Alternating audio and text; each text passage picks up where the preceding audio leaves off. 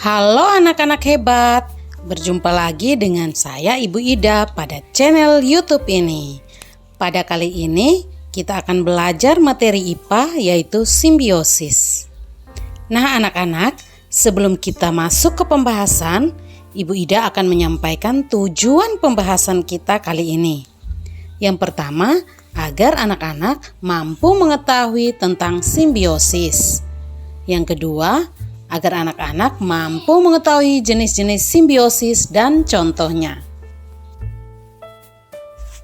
Nah anak-anak, apakah kalian pernah mendengar atau mengetahui apa itu simbiosis? Untuk itu, mari kita bahas bersama. Simbiosis merupakan hubungan timbal balik atau ketergantungan antara dua makhluk hidup. Nah, anak-anak, perlu kalian ingat bahwa simbiosis dibagi menjadi beberapa, yaitu simbiosis mutualisme, simbiosis komensalisme, dan simbiosis parasitisme. Nah, anak-anak, selanjutnya Ibu Ida akan menjelaskan pengertian dan contoh dari masing-masing simbiosis yang tadi sudah disebutkan.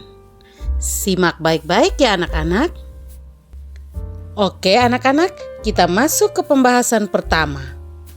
Di pembahasan yang pertama ini, kita akan membahas simbiosis mutualisme.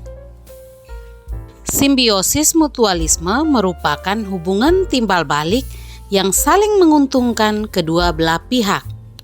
Nah, anak-anak, berikut adalah contoh dari simbiosis mutualisme. Contohnya, kerbau dan burung jalak. Nah, anak-anak, kenapa hubungan antara kerbau dan burung jalak termasuk ke dalam simbiosis mutualisme?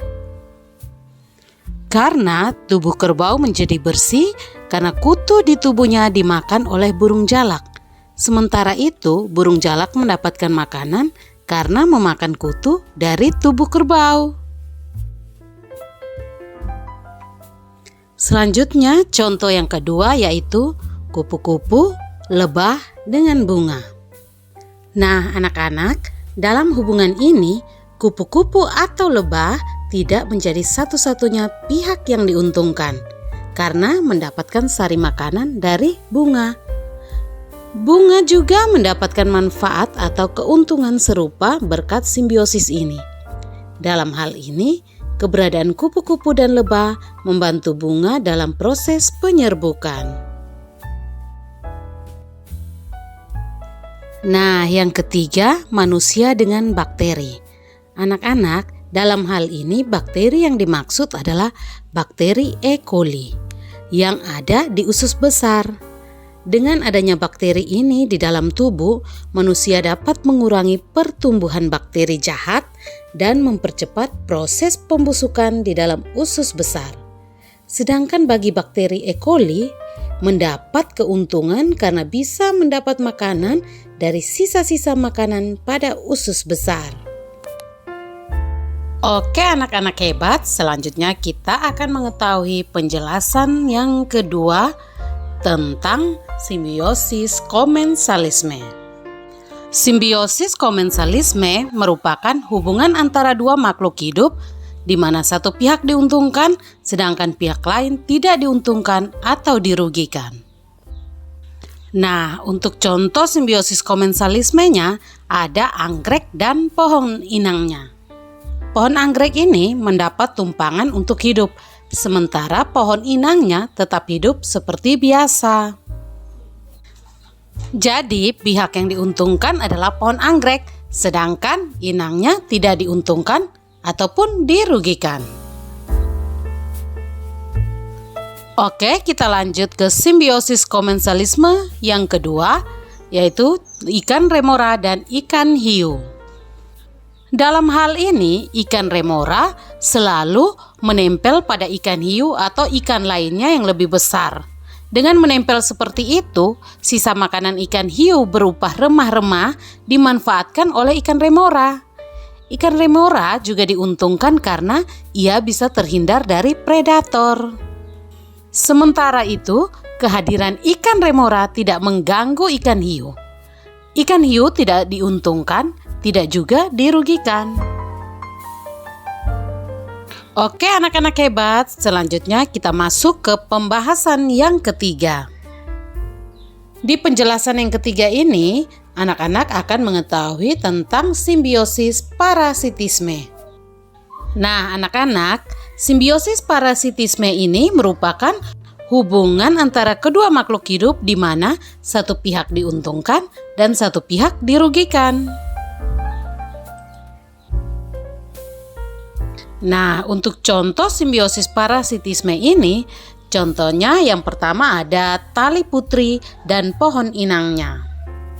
Nah, anak-anak, tali putri ini mendapat tumpangan dan makanan, sementara pohon inangnya merugi karena ditumpangi sekaligus dicuri makanannya. Sehingga bisa menyebabkan pohon inangnya mati, anak-anak. Oke, contoh selanjutnya ada nyamuk dan manusia. Nah, anak-anak, hubungan yang hanya menguntungkan satu pihak atau parasitisme ini adalah hubungan antara nyamuk dan manusia, di mana nyamuk akan menggigit dan menghisap darah manusia. Jenis nyamuk tertentu bahkan bisa menyebabkan penyakit mematikan, seperti demam berdarah atau malaria. Bagi nyamuk, hubungan ini menguntungkan karena bukan saja mendapat darah, tetapi juga dapat berkembang biak. Namun, bagi manusia, hubungan ini merugikan karena dapat terserang penyakit berbahaya. Nah, contoh selanjutnya adalah sapi dengan cacing hati. Anak-anak, hampir mirip dengan hubungan manusia dan nyamuk. Hubungan antara sapi dan cacing hati juga merupakan salah satu contoh simbiosis parasitisme. Dengan berdiam di tubuh sapi, cacing akan mendapat keuntungan berupa makanan dari sapi. Sementara sapi mengalami kerugian karena kesehatannya menjadi terganggu dan membuatnya terserang penyakit. Nah, anak-anak hebat, dari pembahasan kita hari ini, maka dapat kita simpulkan bahwa simbiosis merupakan interaksi biologis antara makhluk hidup dengan makhluk hidup lainnya. Simbiosis juga dibagi menjadi beberapa bagian, yaitu simbiosis mutualisme, simbiosis komensalisme, dan simbiosis parasitisme.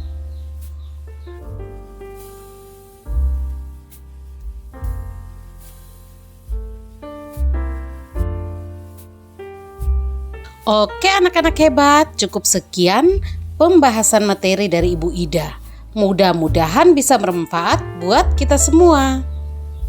Ayo berbagi ilmu baru dengan cara kamu share video ini ke media sosial yang kalian inginkan ya. Dan jangan lupa support channel ini dengan like, comment, share, and subscribe. Dan jangan lupa juga aktifkan tombol loncengnya agar kalian dapat memperoleh informasi terupdate dan video terbaru dari Ibu Ida. Terima kasih dan salam sehat.